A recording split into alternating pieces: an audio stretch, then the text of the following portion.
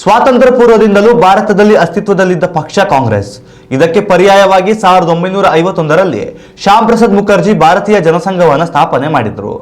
ಆದರೆ ಅಂದಿನಿಂದ ಇಂದಿನವರೆಗೂ ಶ್ಯಾಮ್ ಪ್ರಸಾದ್ ಮುಖರ್ಜಿ ತವರು ಪಶ್ಚಿಮ ಬಂಗಾಳದಲ್ಲಿ ಬಿಜೆಪಿ ಅಧಿಕಾರಕ್ಕೆ ಬಂದಿರಲಿಲ್ಲ.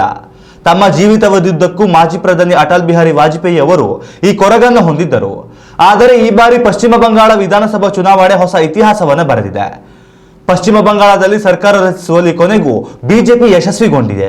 ಪ್ರಬಲ ಪ್ರಾದೇಶಿಕ ಪಕ್ಷ ಎಂದೇ ಗುರುತಿಸಿಕೊಂಡಿದ್ದ ಟಿಎಂಸಿ ಪಕ್ಷವನ್ನ ಹಿಂದಿಕ್ಕಿ ತನ್ನ ಪ್ರಾಬಲ್ಯ ಸ್ಥಾಪಿಸುವಲ್ಲಿ ಕೇಸರಿಪಾಳ್ಯ ಯಶಸ್ಸು ಸಾಧಿಸಿದೆ. ಕಮ್ಯುನಿಸ್ಟ್ ನೇತೃತ್ವದ ಎಡರಂಗವು 34 ವರ್ಷಗಳ ಕಾಲ ಇಲ್ಲಿ ಆಳ್ವಿಕೆ ನಡೆಸಿದರೆ ನಂತರ 15 ವರ್ಷಗಳ ಕಾಲ ಮಮತಾ ಬ್ಯಾನರ್ಜಿ ನೇತೃತ್ವದ ತೃಣಮೂಲ ಕಾಂಗ್ರೆಸ್ ಆಡಳಿತ ನಡೆಸಿತ್ತು.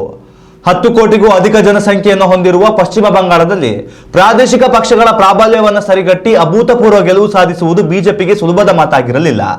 ಕಳೆದ 3 ಚುನಾವಣೆಗಳಿಂದ ಶಾಸಕ ಸ್ಥಾನವನ್ನು ಹೆಚ್ಚಿಸಿಕೊಂಡು ಬಂದಿದ್ದ ಬಿಜೆಪಿಯು ಈ ಬಾರಿ ಸರ್ಕಾರ ರಚಿಸುವಲ್ಲಿ ಸಂಪೂರ್ಣ ಯಶಸ್ಸು ಸಾಧಿಸಿದೆ. ಈ ವಿಜಯದ ಬೆನ್ನಲ್ಲೇ ಬಿಜೆಪಿಯು ತನ್ನ ಅಧಿಕೃತ ಖಾತೆಯಲ್ಲಿ ಭಾರತದ ಭೂಪಟವನ್ನು ಬಿಡುಗಡೆ ಮಾಡಿದೆ.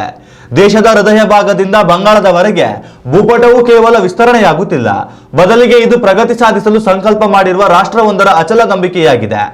ಉತ್ತರದಿಂದ ಈಶಾನ್ಯದವರೆಗೆ ಬಣ್ಣದ ಬದಲಾವಣೆಯು ಈಗ ಅಸ್ಪಷ್ಟವಾಗಿ ಉಳಿದಿಲ್ಲ. ಈಗಾಗಲೇ ಆರಂಭವಾಗಿರುವ ಯಶೋಗಾಥೆಯಲ್ಲಿ ಬಂಗಾಳವು ಕೇವಲ ಇತ್ತೀಚಿನ ಅಧ್ಯಾಯವಷ್ಟೇ ಎಂದು ಬರೆದುಕೊಂಡಿದೆ. ಬಿಜೆಪಿ ಬಿಡುಗಡೆ ಮಾಡಿರುವ ಭಾರತದ ಭೂಪಟವನ್ನು ನೋಡುತ್ತಿದ್ದರೆ ಶೀಘ್ರದಲ್ಲಿಯೇ ಕಾಂಗ್ರೆಸ್ ಭಾರತದಲ್ಲಿ ಸಂಪೂರ್ಣವಾಗಿ ತನ್ನ ಅಸ್ತಿತ್ವ ಕಳೆದುಕೊಳ್ಳುವುದು ಪಕ್ಕ ಎನಿಸಿದೆ. ಉತ್ತಮ ಸಂಸ್ಕಾರಯುತ ಶಿಕ್ಷಣದೊಂದಿಗೆ VSS English medium CBSE school Udupi Muddur. ನರ್ಸರಿಯಿಂದ 10ನೇ ತರಗತಿವರೆಗೆ ಶಿಕ್ಷಣದ ಜೊತೆಗೆ 5ರಿಂದ 10ನೇ ತರಗತಿವರೆಗಿನ ವಿದ್ಯಾರ್ಥಿನಿಯರಿಗೆ ಉತ್ತಮ ಹಾಸ್ಟೆಲ್ ಸೌಲಭ್ಯವೂ ಇದೆ. ನಿಮ್ಮ ಮಕ್ಕಳ ಪ್ರವೇಶಾತಿಗಾಗಿ ಈ ಸಂಖ್ಯೆಗೆ ಕರೆ ಮಾಡಿ.